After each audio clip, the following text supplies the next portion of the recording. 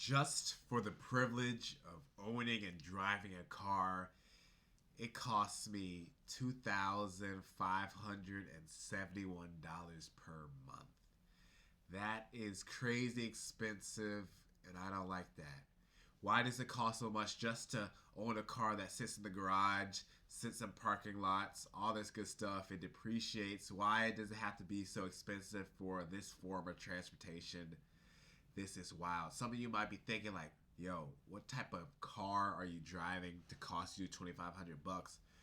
Your car probably costs you more than that.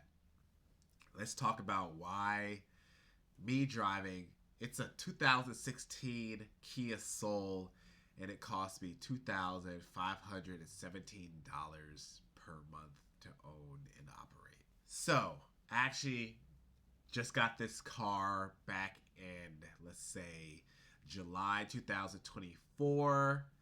That might make the numbers a little bit higher, but the number that I'm actually looking at is lower than the number that I originally thought this video was going to be about.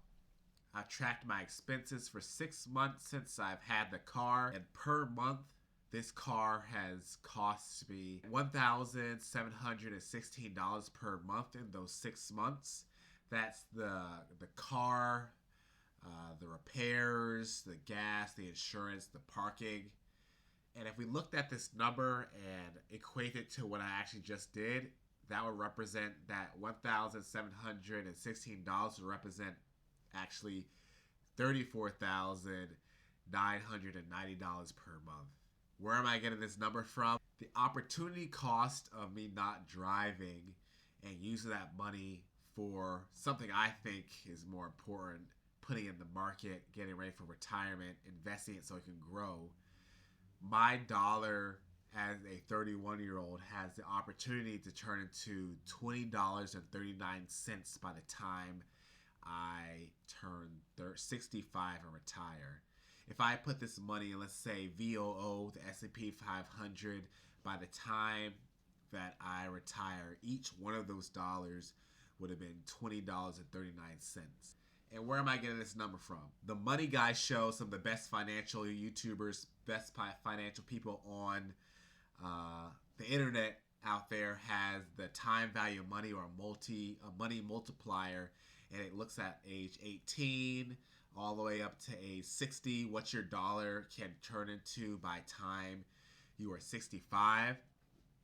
So their formula is from age 0 to 20 years old, each year you can expect your dollar to increase by 10%. And by time you get to older than 20, that 10% is going to decrease by 0.1% every year until you're 65. And by the time you're 65, that annual percentage is going to be 5.5% annually.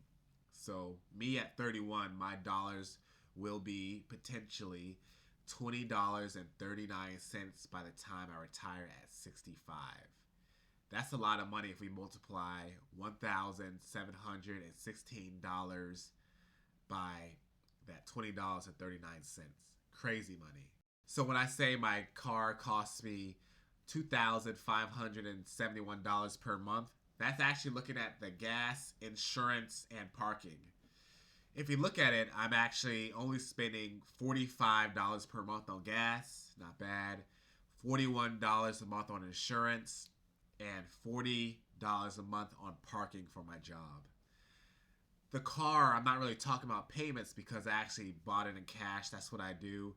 I'll get older cars, buy it in cash, and don't have to worry about payments. I only paid $7,100 for this 2016 Kia Soul, and I bought a 2016 Kia Soul. So the Kia boys, they took it from me. They robbed me, but we got it back and we paid for it.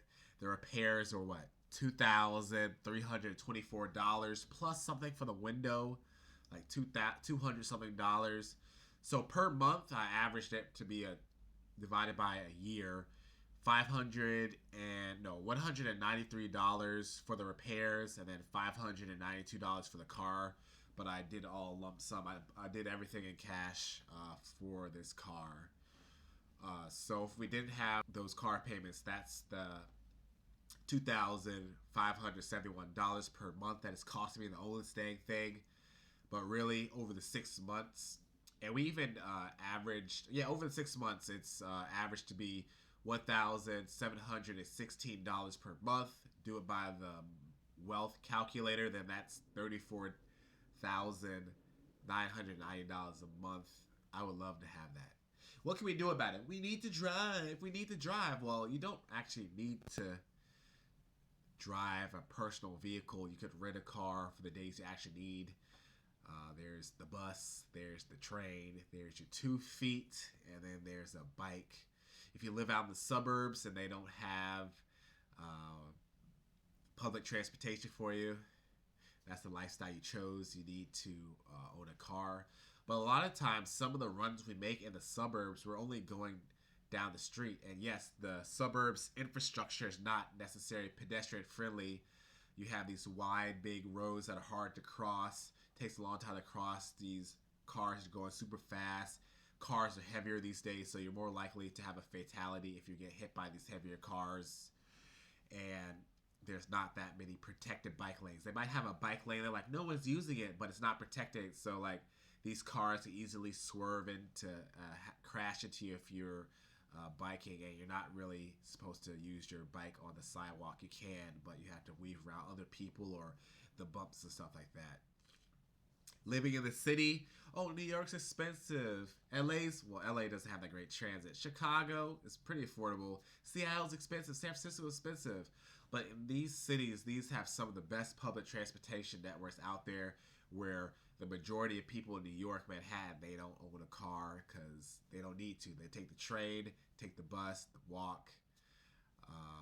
And the more people who take public transportation, the more good people on these systems, where the few bad people will feel less inclined to do these acts because there's more people around that could potentially stop them from doing these harms. So there are a lot of alternatives rather than owning an expensive car that you ensure that is an appreciating asset.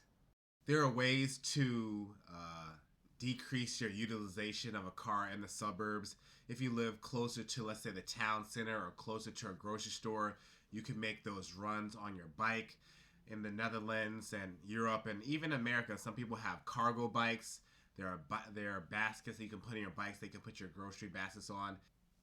Some places, let's say New York, the transit is a little bit more expensive. In Columbus, Ohio, I only have the bus, unfortunately. It's a little bit cheaper, but it's not as fast. I personally just bought an electric bike to reduce my dependency on the car, save a little bit on gas. And I'll still have to do the parking for work, unfortunately. Gas is kind of the biggest thing that I'm going to cut down on. But also I'll be putting less miles onto my car, so hopefully that'll last longer and I don't need to replace it sooner and put a bigger load into getting a car. I won't be staying in Columbus long. Wherever I go, maybe I'll be in a location where I can only use my car, let's say once or something a week, or me and my fiance can share a car or induce not really having too many cars. Let's see.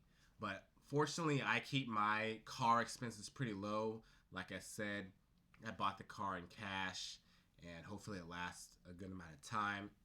But yeah, I'm no way gonna have like a car note that's $500, multiply that by my wealth calculator, and have all the other expenses and be paying buku dollars. I'd rather put that money into the stock market so I can retire early, put in the cash to buy a property, and to, let's say, vacation a little bit. This car can do a lot of that stuff. Put that car note, reduce your car note, put in the stock market, reduce your car note, save cash, buy another property, reduce your car note, put a little bit in the travel fund, a combination of all that. That car is costing you thousands of dollars. But for the car enthusiasts, I get it. That's one of your passions, so you spend the money on the car. I get it. Do you? And let's say less people who drive, more people who walk, take public transportation. That's less traffic for you. So if you support public transit and walkability, walkable streets, zoning that's better for, walkability, livability, walk into a shop here, less traffic for you, less traffic for the emergency vehicles. Cars, expensive. Roads are expensive. Enough about that. This is the personal pocket, but cars, it's crazy.